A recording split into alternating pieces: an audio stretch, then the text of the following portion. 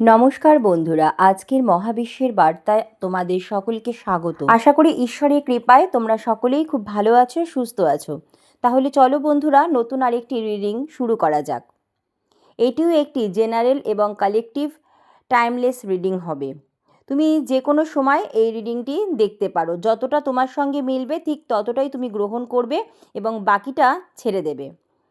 তাহলে চলো আর দেরি না করে কার্ডগুলো সাফল করি, এই রিডিং শুরু করছি। তার আগে তোমাদের সকলকে একটি হিলিং।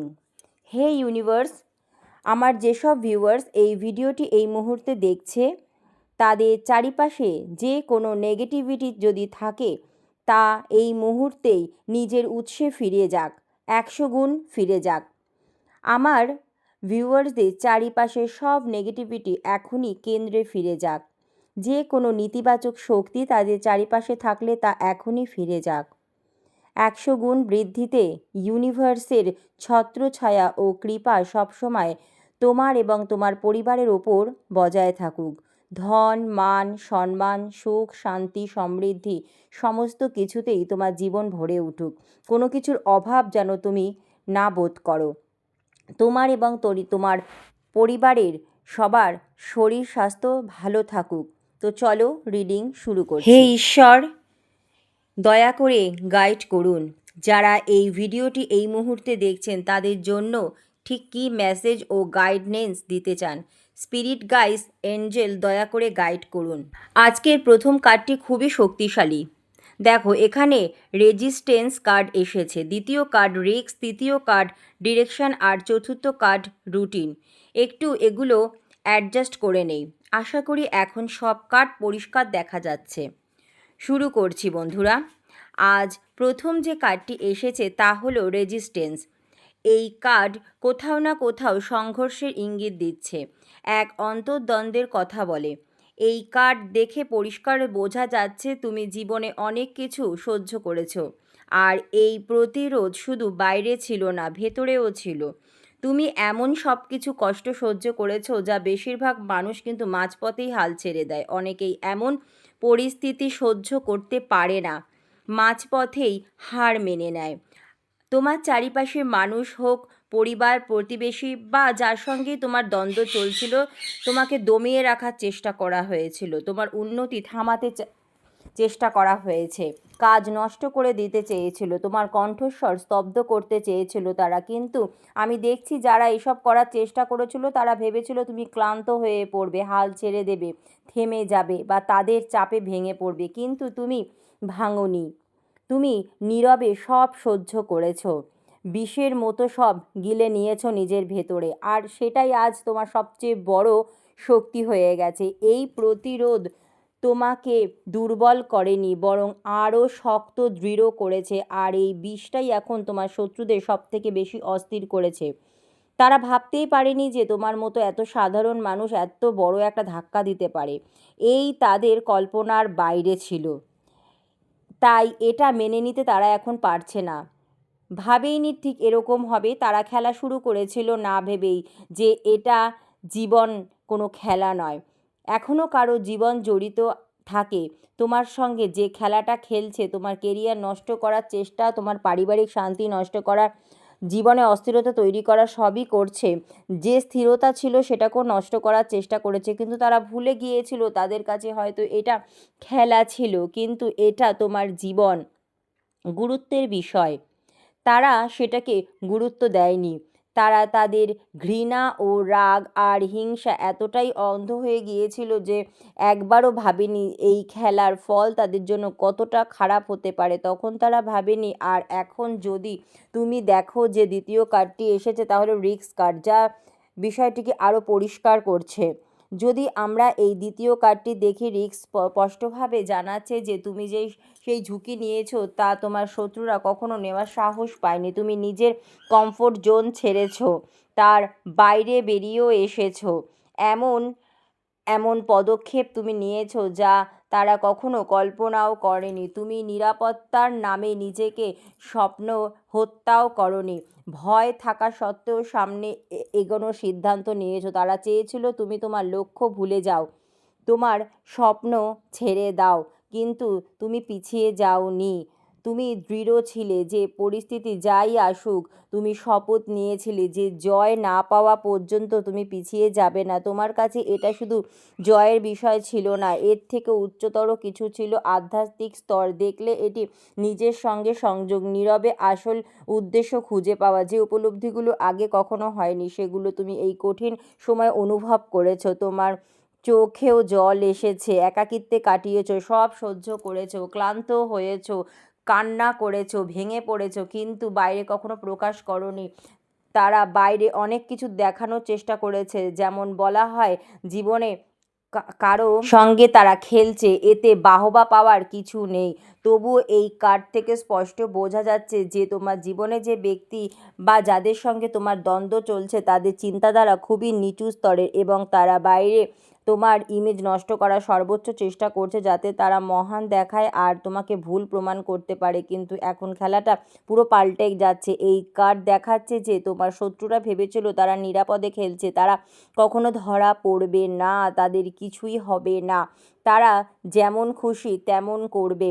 যত দিন চাইবে তোমাকে ম্যানিপুলেট করতে থাকবে, তোমাকে বিরক্ত করবে, তোমার জীবনে সমস্যা সৃষ্টি করবে। কিন্তু তুমি যে ঝুঁকি নিয়েছিলে তা দেখাচ্ছে আমি চলতেই থাকবো, পিছবো না।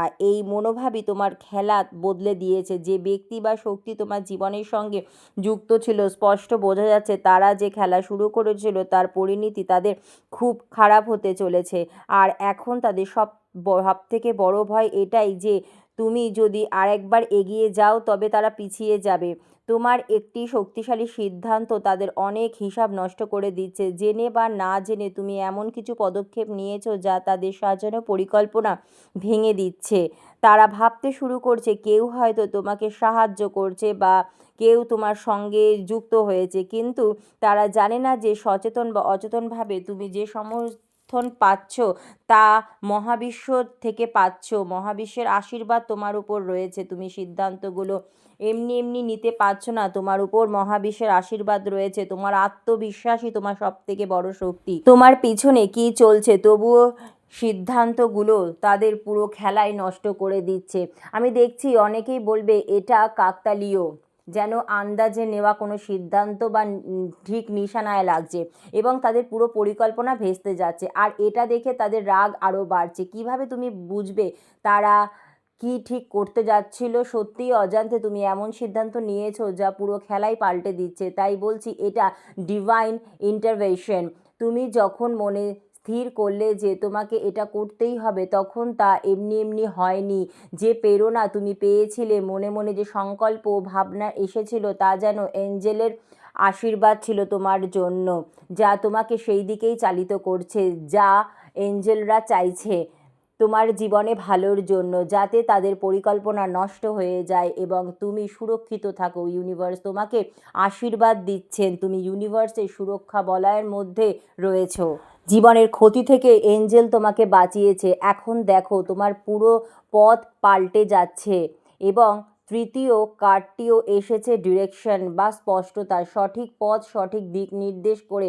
খুব শক্তিশালী কার্ড। আগে তোমার চারিপাশে ভীষণ অস্থিরতা, নেগেটিভিটিতে ভরপুর ছিল, কিন্তু এখন তোমার জীবনে রয়ে গেছে শুধু শান্তি।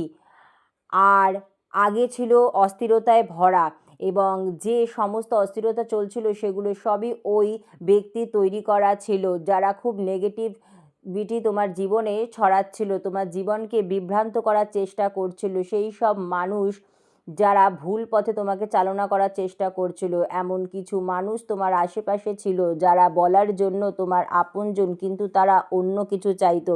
তারা তোমাকে সেই খাদে আরও ঠেলে দেওয়ার চেষ্টা করেছিল যাতে তুমি পথ থেকে সরে গেলেই তাদের পথ একেবারে পরিষ্কার হয়ে যায়। তাই এমন মানুষ তোমার চারিপাশেও ছিল, কিন্তু এখন তোমার জীবনের দিক পুরো পরিষ্কার হয়ে যাচ্ছে। তুমি জানো কি করতে হবে, কার সঙ্গে চলতে হবে, কাকে পিছনে ফেলতে হবে, কার সাথে সম্পর্কে দূরত্ব বজায় রাখতে হবে, কাকে কাছে টানতে হবে। আর তোমার শত্রুদের কথা বললে তাদের এনার্জি থেকে স্পষ্ট বোঝা যাচ্ছে তারা প্যানিকে রয়েছে এখন, কারণ এখন তুমি আর অন্ধভাবে হাঁটছো না। এখন তারা জানে যে তোমার চোখে যে পট্টিটি বাঁধার চেষ্টা তারা করেছিল যাতে তুমি সত্য না দেখতে পারো সেটি এখন খুলে গেছে এবং তারা বুঝেছে এখন আর তোমাকে কেউ ম্যানিপুলেট করতে পারবে না। তোমার সঙ্গে সরাসরি কোনো খেলা আর খেলা যাবে না, কারণ তুমি তাদের ভালোভাবে এখন চিনে ফেলেছো, তাদের উদ্দেশ্য বুঝতে পারছো। এখন তোমার আর আগের মতো আবেগ দিয়ে প্রতিক্রিয়াও তুমি দিচ্ছ না। এখন সমস্ত কিছু বাস্তবভাবে বিষয়গুলো ভাবছো, সচেতনভাবে সামনে এগোচ্ছ। আর যখন কোনো মানুষ সঠিক দিক পেয়ে যায়, অর্থাৎ জীবনে সব কিছু সঠিকভাবেই অ্যালাইন হয়ে যায়, তখন তাকে আর থামানো প্রায় অসম্ভব হয়ে যায়। এই বিষয়টাই তোমার শত্রুরা বুঝে গেছে। তারা অনুভব করছে যে এখন তোমার জীবনে সব কিছু সঠিক সামঞ্জস্যে আসছে। তুমি অপেক্ষা করেছো, সময় দিয়েছো, পরিস্থিতি বিপরীত হলেও তুমি হাল ছাড়োনি। আর এই শক্তিটাই পুরো খেলাটাকেই পাল্টে দিয়েছে। এখন যদি চতুর্থ কার্ডটি দেখানো সঙ্গে বোঝা যাচ্ছে যে এটি এসেছে রুটিনের কার্ড, ডিসিপ্লিন, কনসিস্টেন্সি। তুমি নিয়মিতভাবে সব কিছু করছো, কারো প্রভাবে না এসে, কারো প্রভাবে টলে না গিয়ে। মানুষ তোমাকে খুব বিভ্রান্ত করার ইদানিং খুব চেষ্টাও করছে, অনেক সমস্যা তৈরি করার চেষ্টা করছে। তারা চাইতো তুমি যেন ফোকাস থেকে দূরে সরে যাও, কারণ তুমি সময় থাকতে থাকতে নিজেকে ভালোভাবে সামনে এগিয়ে যেতে শিখে গেছো। এটা সম্পূর্ণ স্পষ্ট দেখা যাচ্ছে। তবে যারা তোমার ফোকাস নষ্ট করার চেষ্টা করেছিল, তারা এখন তাদের নিজের জালেই জড়িয়ে পড়েছে। তাই বলবো এই শেষ কার্ডটাই আসল ধাক্কা দিচ্ছে, কারণ তোমার শত্রুরা ভাবতো তুমি শুধু সৌভাগ্যবান, তারা মনে করতো তুমি কেবল লাকি, এটা শুধু কাকতালীয় ফেজ কেটে যাবে। কিন্তু তারা দেখছে যে তুমি একটা রুটিন তৈরি করে নিয়েছো। কি সেই রুটিন? তুমি প্রতিদিন উঠছো, প্রতিদিন কিছু না কিছু ভালো করছো, প্রতিদিন নিজেকে একটু একটু করে শক্ত তৈরি করছো। যদিও তুমি ধীরে চলছো এবং তাড়াহুড়ো করার কোনো প্রয়োজন মনে করছো না। যেমন বলা হয় তাড়াহুড়োর কাজ খুবই খারাপ হয়।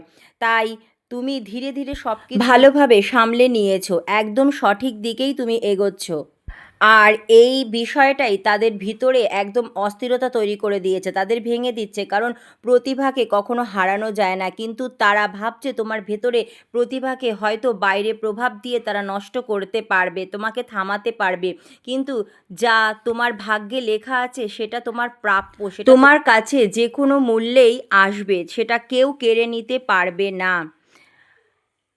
কারণ স্পষ্ট দেখা যাচ্ছে এই কার্ডে তুমি খুব পরিশ্রমী মানুষ, তাই তোমার পরিশ্রম আর তোমার ভাগ্য এই দুটোই তারা কখনোই তোমার কাছ থেকে কেড়ে নিতে পারবে না। আর তোমার ধারাবাহিকতা ও কাজের প্রতি তোমার এত নিষ্ঠা, এর বাইরে যাই ঘটুক তোমাকে কেউ আর বিচলিত করতে পারবে না।